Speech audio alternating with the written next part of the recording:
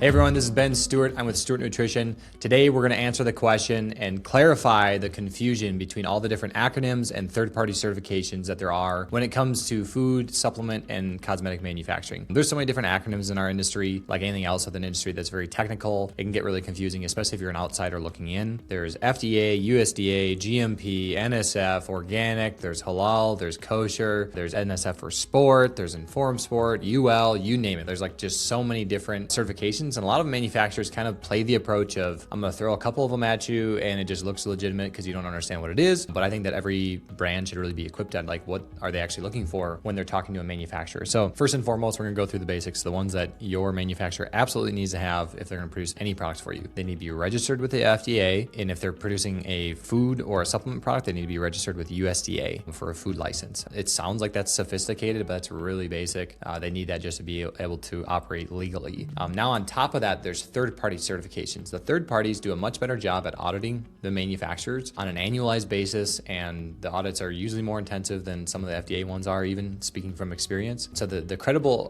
third-party certifications for supplements are UL, NSF, and I think Informed Choice does one too, but NSF is the big one. Like that's like the top standard. It's kind of political how those guys make money, but whatever. We use their audits. We use several different audits in our facilities, and if you have a company that's NSF certified for the product or process that you're looking to produce with them, there's a good chance they're audited well and they're doing a good job. UL is very similar to that. And there's other certifications for like GMP, but if you look up the company that's providing the certification, if it's someone that doesn't look like a real company or their website doesn't look that legitimate, it's probably not. There's a lot of really easy third-party certifying auditing agencies that will give a company a certificate, but it doesn't really mean that much. Again, it's one of those things that kind of gives a manufacturer legitimacy in a really low cost way, if that makes sense. If you're a food, you need to have SQF or another BRC equivalent certification. That's again, like a lot of retailers will require that for a food product. So it's super important you know that as a brand when you're choosing a manufacturer. There's like the base regulatory requirements for FDA and USDA, and then there's these third-party auditing agencies, right? These third parties are a higher standard. They're oftentimes demanded by retailers. And I think it is a good thing. A lot of manufacturers used to grumble about it, but it's something that it holds us all to a higher standard. It improves everyone's quality, everyone's GMPs and their processes. So that's something that you just want to look for. Just a quick test is your manufacturer legally,